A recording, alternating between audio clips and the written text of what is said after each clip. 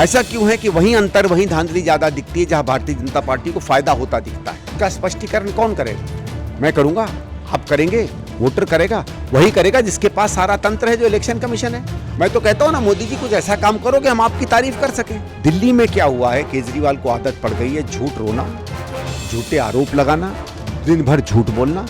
ये तो मुख्यमंत्री ऐसा है कि उसने अपने मंत्री मनीष सिसोदिया को जेल में डाल दिया। चुनाव आयोग और वोटिंग प्रतिशत को लेकर कांग्रेस पार्टी ने कई तरह के सवालिया निशान खड़े किए हैं। हमारे साथ बातचीत करने के लिए कांग्रेस पार्टी के वरिष्ठ नेता संदीप दीक्षित जी हैं। सर, जिस तरीके से अभी जो आंकड़े पेश हुए हैं उसको लेकर आप सवाल खड़े कर रहे हैं लोकसभा चुनाव के बाद, तो ऐसे में लगता नहीं कि जो सरकार कहती है कि आप लोग जानबूझ के मुद्दा बनाते हैं और चुनाव आयोग जैसी संस्था पर सवाल खड़ा करते हैं, आखिर इसके पीछे की वजह क्या है? देखिए, जब आंकड़े चौंका देते हैं तो सवाल बनता है ना। हमने थोड़ी सवाल खड़ा किया है, सवाल तो इलेक्शन कमीशन ने खड़ा किया है। आप कहते हो कि इतना वोट पड़ा, आप कहते हो कि 7 बजे तक सातों फेज़ों में मिला के इतना वोट पड़ा, आप कहते हो कि जितना वोट हम बताते हैं उसमें और जब गिनती होती है उसके बीच में आधा 1% से ज़्यादा कभी अंतर नहीं आता है। ये तो आपके आंकड़े हैं, लेकिन पता चलता है 5% अंतर है। उन राज्यों में जहां भारतीय जनता पार्टी अभूतपूर्व तरीके से जीत जाती है, जैसे आंध्र प्रदेश, जैसे उड़ीसा, जैसे महाराष्ट्र, जैसे बिहार, वहां 15-15, 8-8, 10-10, 6-6% का अंतर आ जाता है।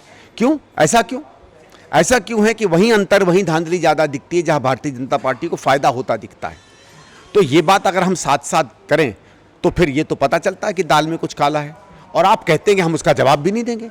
जवाब तो बनते हैं ना। अगर इलेक्शन प्रक्रिया में धांधली दिखती है तो इसका स्पष्टीकरण कौन करेगा? मैं करूंगा, आप करेंगे, वोटर करेगा, वही करेगा जिसके पास सारा तंत्र है, जो इलेक्शन कमीशन है। और अगर इलेक्शन कमीशन साफ और सच है तो फिर जवाबदेही में क्या दिक्कत है? भाई, इम्तहान में अगर मुझे सारे जवाब मालूम हैं तो मैं खुशी खुशी पेपर देने जाऊंगा ना।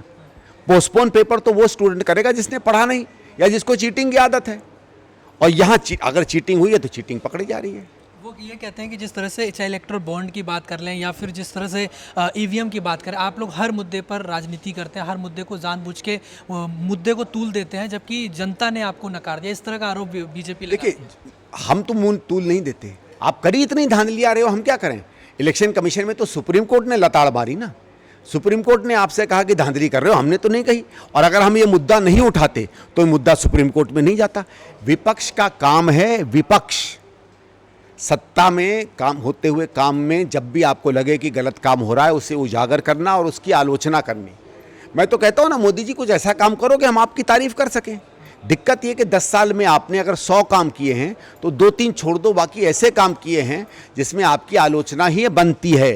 और बल्कि और छोड़िए, अब की बार देश की जनता ने भी वो आलोचना की है, आपको बहुमत नहीं दिया है।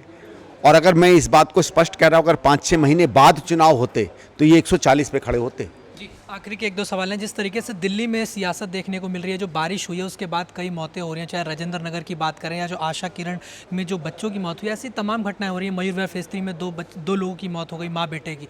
तो दिल्ली में इस तरह की मौत का सिलसिला लगातार जारी है। आखिर इसके पीछे आप किसको जिम्मेदार मानते हैं? क्योंकि आम आदमी पार्टी तो कहती है कि इसके लिए एलजी साहब जिम्मेदार हैं, वो अपनी जिम्मेदारियों से बचते हुए दिखाई। एलजी साहब कहाँ से जिम्मेदार हैं? सड़कें आपको साफ करानी है, वाटर लॉगिंग आपके इलाकों में हो रही है, एमसीडी में नालियां साफ़ नहीं हो रही हैं, भगवान जाने अधिकारियों ने पैसा खा लिया या आम आदमी पार्टी के कॉरपोरेटर्स पैसा खा गए। पीडब्ल्यूडी की स्टॉर्म वाटर ड्रेन्स में मलबे भरे हुए हैं, सड़कें हर जगह टूटी हुई हैं, टूटी हुई सड़कों के मलबों से नालियां जैम हो रही हैं। तो पानी तो भरेगा दिल्ली में, और पानी भरेगा तो जैसे आज मैं गया खोड़ा गाँव में, वो बेचारी एक लड़की और उसकी छोटी वो नाले में गिर के उनकी मृत्यु हो गई।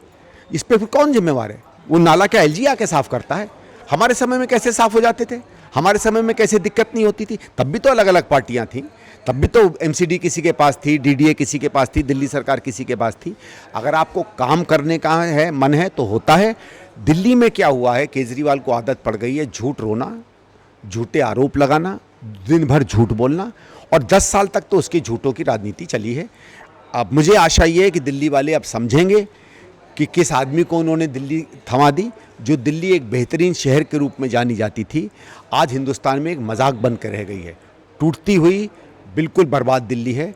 और आशा करूंगा कि यहाँ के कम से कम दिल्ली के नागरिक ये सवाल तो खड़े करेंगे आम आदमी के सामने। जी, आखिरी सवाल है, जिस तरह से आप सरकार में रहे हैं इतने लंबे समय तक, आम आदमी पार्टी कहती है, सौरभ भारद्वाज या तमाम आतिशी बड़े बड़े नेता कहते हैं कि अधिकारी उनकी सुनते ही नहीं है, वो कोई भी जब आदेश देते हैं तो अधिकारी उनकी बात नहीं सुनते हैं। तो आपको लगता है कि अधिकारी नहीं सुनते होंगे मंत्री? अधिकारी हमेशा बात सुनते हैं। अगर आप उनको सही बातें बताएंगे, उनका सम्मान करेंगे, तो अधिकारी बात सुनेंगे। तमाम आपने घोटाले किए, अधिकारियों को जेल में डाल दिया। ये तो मुख्यमंत्री ऐसा है कि उसने अपने मंत्री मनीष सिसोदिया को जेल में डाल दिया। खुद आपको ईडी से बेल मिल गई, सिसोदिया जी को आज तक बेल नहीं मिली। तो जो अपने दाहिने हाथ के साथ इस तरीके का बर्ताव कर सकता है, वो तो अधिकारियों के साथ भी करेगा। आज अधिकारियों को अरविंद केजरीवाल पे कोई भरोसा नहीं है। मुझे अधिकारी बताते हैं कि साहब ये सवेरे से शाम तक इतने झूठ बोलता है और इतने हम लोगों से गलत काम करवाता है कि अब हम घबराने लगे हैं। लेकिन जो स्वाति मालीवाल का आपने देखा होगा, जो अरविंद केजरीवाल के घर में ही मारपीट हुई, इसमें सुप्रीम कोर्ट ने जो टिप्पणी की है कि आखिर गुंडे जैसे शब्द का प्रयोग किया कि ये गुंडे का क्या काम है, क्या कहें? ये तो स्पष्ट हो गया ना कि कौन गलती में था। उस समय भी ये लोग कह रहे थे कि ये तो मनगढ़ंत है, ये तो करवाई गई है। तो सुप्रीम कोर्ट, जिस पर हम लोगों को सबको भरोसा है, आज उसने ही आपको तमाचा मारा ना। उसका जवाब क्यों नहीं देती आम आदमी पार्टी? क्या सुप्रीम कोर्ट भी नहीं सुन रही? क्या सुप्रीम कोर्ट भी एलजी के दबाव में है? क्या सुप्रीम कोर्ट भी बीजेपी के दबाव में है? हर चीज़ तो ऐसी नहीं हो सकती ना। अपने निकम्मेपन को भी कभी कभी मानिए आप। विधानसभा में आप अकेले चुनाव लड़ेंगे? कांग्रेस पार्टी अकेले जा रही है लड़ने के लिए, इस तरह का रुख है आप लोगों का? देखिए, हमारा तो यही कहना है कि अकेले लड़ना चाहिए, बाकी पार्टी तय करे। आपको लगता है कि आम आदमी पार्टी के खिलाफ पूरा नैरेटिव और जनता इस बार नकार देगी चुनावों में? देखिए, जनता नकारे ना नकारे, जनता क्या नैरेटिव बनाती है नहीं बनाती, वो अलग बात है। एक ऐसी पार्टी जिसने दिल्ली को ख़त्म कर दिया, जो भ्रष्टाचार में ऊपर से नीचे तक लिप्त है, जिसका हर विधायक, हर मंत्री सिर्फ भ्रष्टाचार करता है, कोई ऐसी कुरीति नहीं है जिसने नहीं किया हो। ये एक समझ लीजिए नागरिक हमारी जिम्मेदारी बन जाती है कि इस पार्टी का ऊपर से नीचे हम विरोध करें। जी, बहुत धन्यवाद सर। तो ये हमने बातचीत करी संदीप दीक्षित जी से, जो तमाम तरह के आरोप लगा रहे हैं और कह रहे हैं कि आम आदमी पार्टी और दिल्ली सरकार में जो कुछ भी हो रहा है वो कहीं ना कहीं पूरे दिल्ली को ख़राब कर रहा है, और दिल्ली की जनता चुनावों में इसका जवाब निश्चित तौर पर देगी। वीडियो जर्नलिस्ट अभिमन्यु के साथ मैं हिमांशु दुबे, डेली 24 भारत, दिल्ली।